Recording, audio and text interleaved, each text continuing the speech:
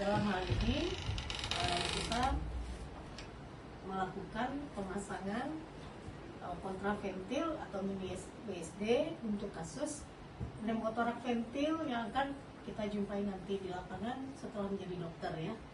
Jadi sebelum pasien ini dirujuk, pneumotorak ventil ini harus ditata laksana di vaskes tempat kita bertugas ya, karena ini mengancam jiwa ya. Jadi pneumotorak ventil itu gejalanya adalah sesak nafas tiba-tiba, kemudian nyeri dada, kemudian pasien kalau kita temukan mungkin keadaannya sudah tambah sesak, kesadaran sudah mulai menurun, keringat dingin.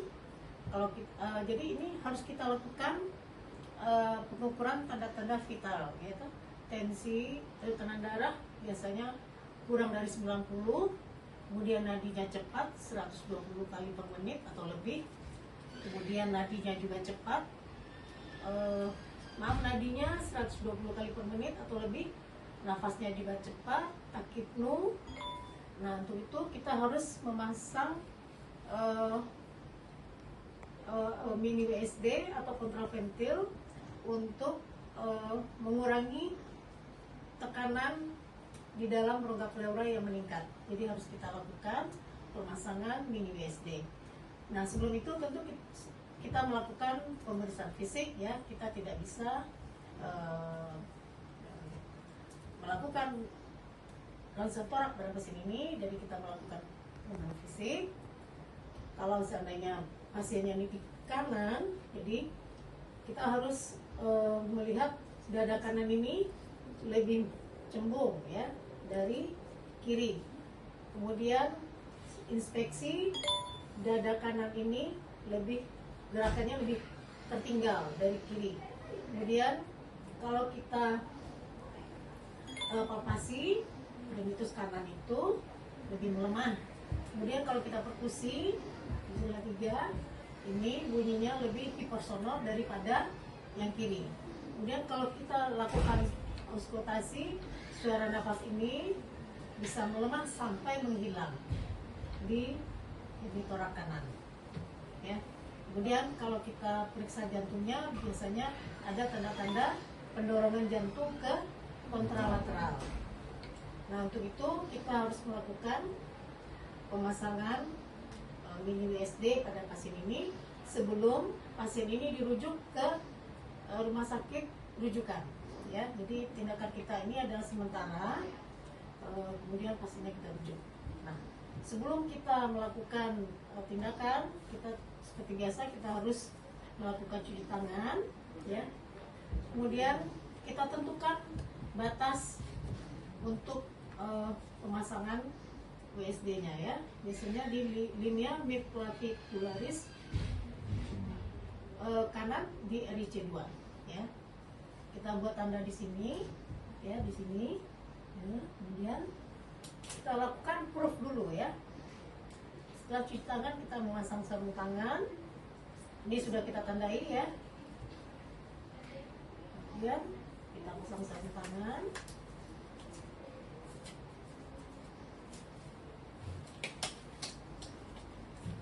Lalu kita lakukan proof fungsi ya, proof fungsi di RIC2 sini ya.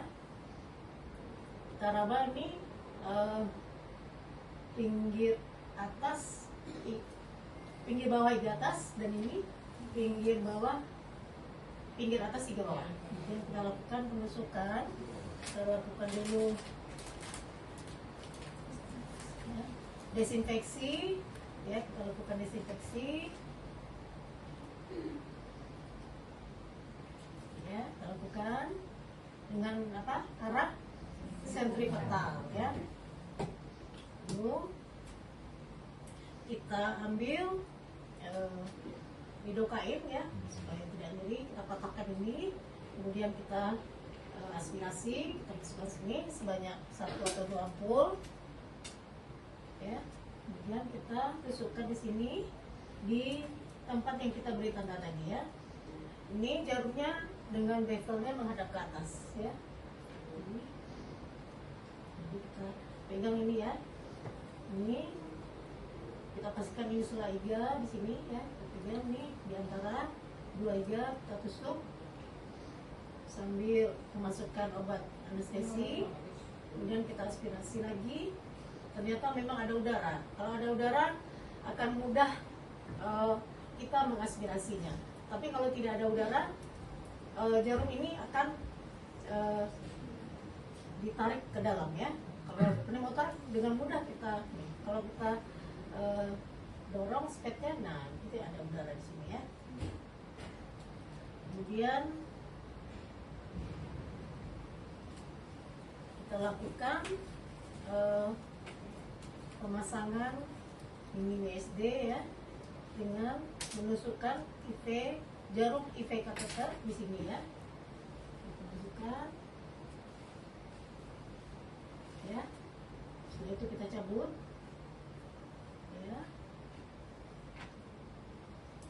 Lalu kita sambungkan ini dengan selang kateter ya. Ini ya. Lalu kita buka di sini ya. Nah, kita lihat di sini udaranya mengalir. Oh iya, sebelumnya ini harus kita isi dengan cairan ya. Boleh kita tambahkan dengan betadin ya. Nah, selang ini harus berada 2 cm di bawah permukaan air ya. Sehingga ini dinamakan water seal drainase. Jadi drainase yang digembok dengan air. Jadi selang itu harus di bawah permukaan air ya, di 2 cm ya, sini. Ini kalau bisa cairan dibuka lagi, jadi di sini posisi. Jangan selangnya berada di atas ya. Kalau selang berada di atas, nanti kita memasukkan udara luar ke dalam sini lagi ya. Jadi harus di dalam air, dibenamkan ya. Nah, jadi yang kita nilai adalah bubble dari udara yang keluar dari rongga dada kanan ya. Lalu kita fiksasi dengan plester ya.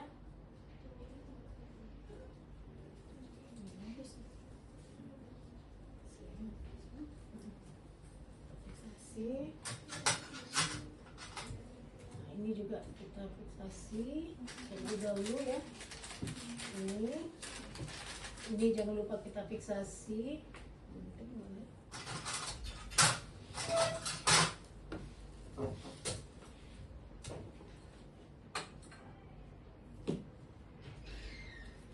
Ya. Jadi ini begini tekniknya ya. Ini ya. Ini kita gunting di tengah sampai ke tengah ya. Ini ya. Jadi seperti ini. Nah, gini ya. Paham ya? Jadi ini di sini. Ya, ya. Kemudian ini dari bawah. Ini nanti bertemu di tengah. Ini tolong di plester. Ya. Ya. Satu lagi ini. Nah, jangan lupa ini di plester ya, supaya tidak tertarik-tarik nanti kalau pasien bergerak ya. Jadi perhatikan ujung selang harus di dalam air, 2 cm di bawah permukaan air ya. Ini kita follow up setiap hari. Kita lihat kalau kalau terdapat undulasi, adanya bubble, berarti pistolnya belum menutup ya. Pistolnya belum menutup. Kemudian kadang-kadang ada sumbatan di sini ya, karena stall cell ada sumbatan, maka udara itu tidak mengalir ke botol ya. Jangan kita anggap parunya sudah ngembang ya, padahal ini tersumbat. Jadi ini harus kita spooling ya. Kemudian untuk follow up tiap hari kita harus mengamati adanya emfisema subcutis ya. Kita raba di sini ada krepitasi atau tidak ya. tidak ada, berarti bagus ya. Kalau ada, kita harus melakukan masase ke lubang yang kita buat di sini ya, dengan jarum IV ini kita masas ke atas ya. Kalau ada emfisema subkutis.